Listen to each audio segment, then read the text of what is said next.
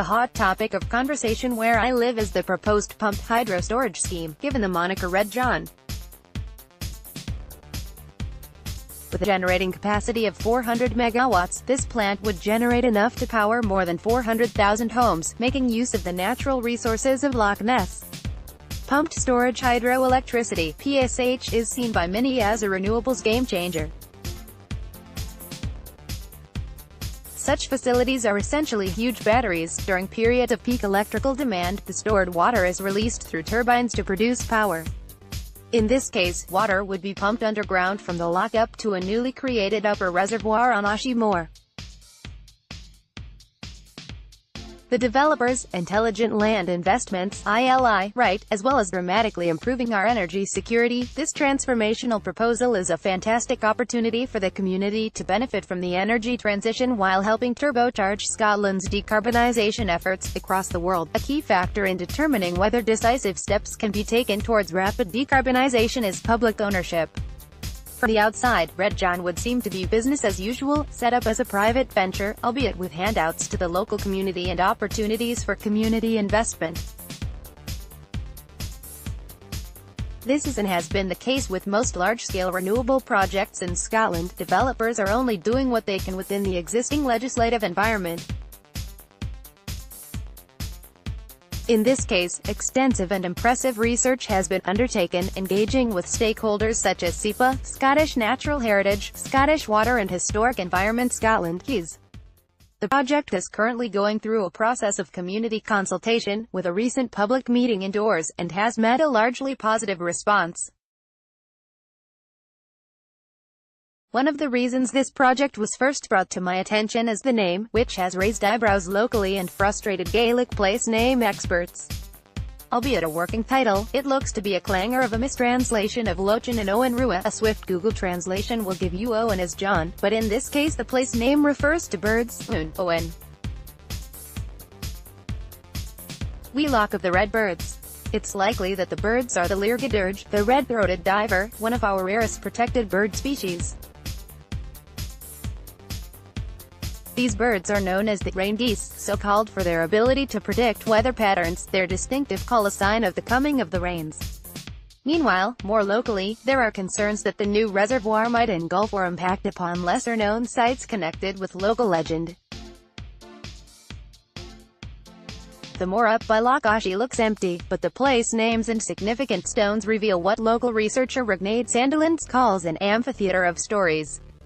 Fionn McCumhale, pan-Celtic superhero, is said to have fought a Viking prince here, I the sea, Ashie. Thanks to her work, we know that within or near the proposed construction boundary, there is an impressive stone fold, Buile Chorig, fold of the battle, where they readied for battle, and Cloch na Bratach, the banner stone, where Fionn raised his flag. In the vicinity there are several heaps of stone cairns, which are said to mark the burial places of those slain in battle. The scoping reports for the pumped hydro storage mentioned the Ashie Cairnfield and the legend Cathair Fionn, or Fionn's chair, however, which dropped off the map some time ago, and where it is said that Fionn rested after his battle, will be underwater. Given the vagaries of historical records, archaeological scheduling and a heritage policy that has historically focused on tangible and built heritage, the cultural value of these precious sites has been rated low, which leaves them vulnerable. Gaelic place names expert Roddy McLean explains, these legends go back into the ancient times of the Gael and form one of the universal foundation threads of our Gaelic heritage and identity.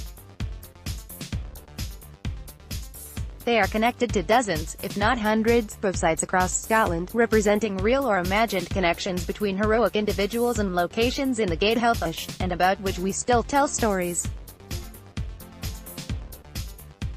As the Mahabharata is to Hindu Indians, and the sagas are to the Icelanders, so the tales of Fionn and the Fianna are to the Gaels. In the case of Ashie Moor, these sites of legend are connected to stories that inhabit the imaginations of the young people who live there. Using maps, place names, local legends and songs, Sandilands has been inspiring local children at Fife with stories of their very own superhero, Fionn McCumhale.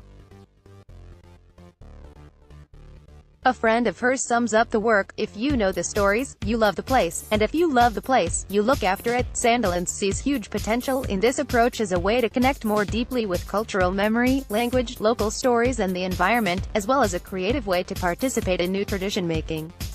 In global policy, this form of cultural inheritance is known as intangible cultural heritage, or, more colloquially, as living culture. In 2003, countries across the world signed the Convention for the Safeguarding of the Intangible Cultural Heritage, promoted as a counterpart to the UNESCO World Heritage Treaty of 1972. This has illuminated the burgeoning role of public participation in the inventory, presentation and conservation of cultural heritage across the globe. The UK, however, has not ratified the 2003 convention, and it is unlikely that it will take part anytime soon. The UK has a long-standing resistance to certain UNESCO initiatives, dating back to the early 1980s. This may be related to the UK's preoccupation with tangible and built heritage, the legal requirements of the treaty and its commitment to human rights, or the fact that they simply have no interest. UNESCO requires the participation of state parties, however, which means that Scotland has no legal pathway to officially take part. Before the independence referendum, the SNP government promised that in the event of a yes vote, Scotland would sign. This situation does not mean that the Scottish government cannot implement its own version of the policy, and in recent years this has formed a lively debate.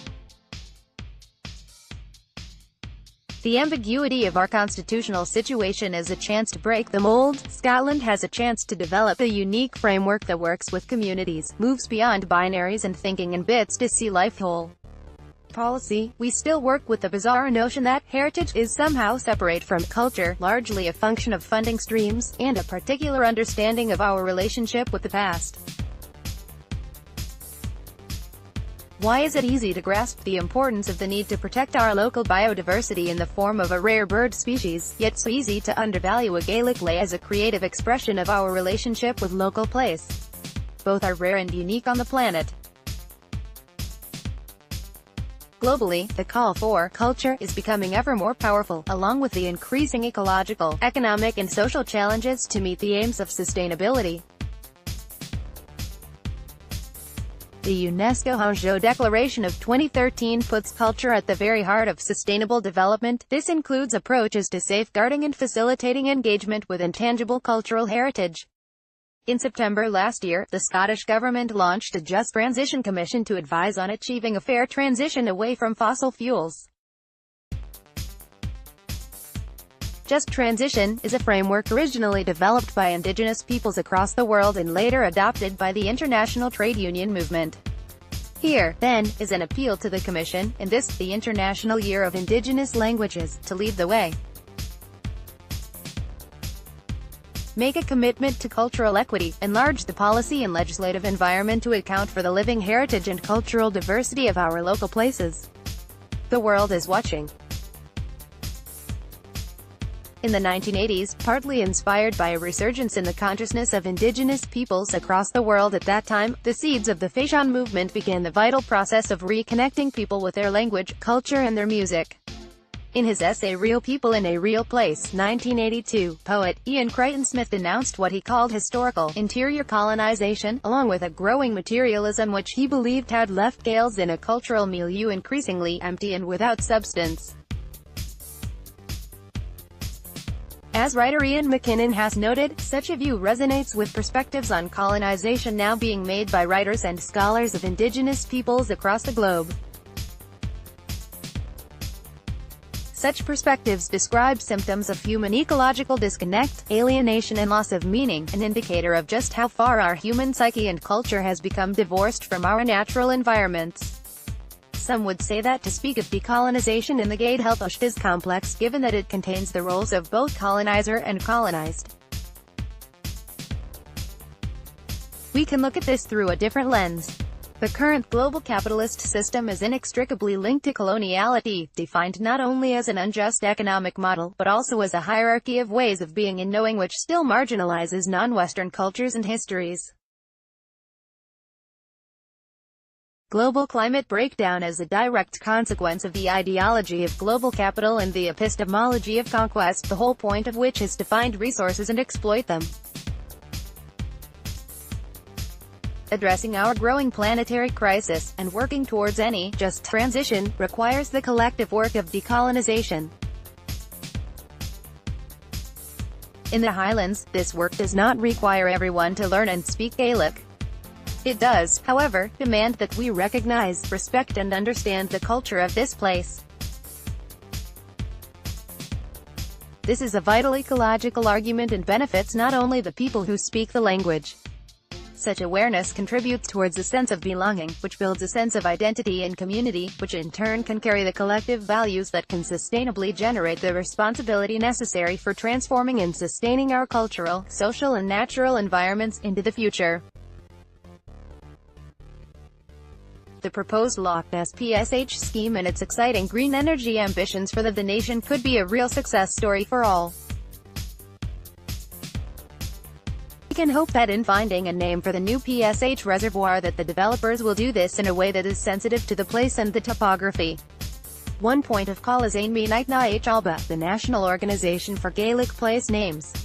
It is wonderful that we have such a resource. Just this week, Drogheda Chalh Umhang, Kailasku Bridge in Sutherland was the first bridge to be legally renamed in Gaelic, a move that was warmly welcomed.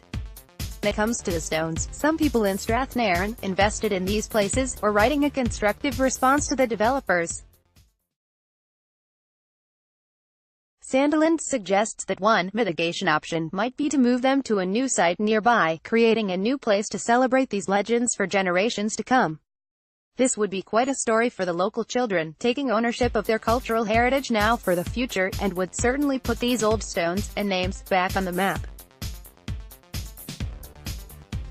Don't allow this Red John to become the bogeyman signaling more of the same. Listen to the call of the red birds, they know which way the wind blows.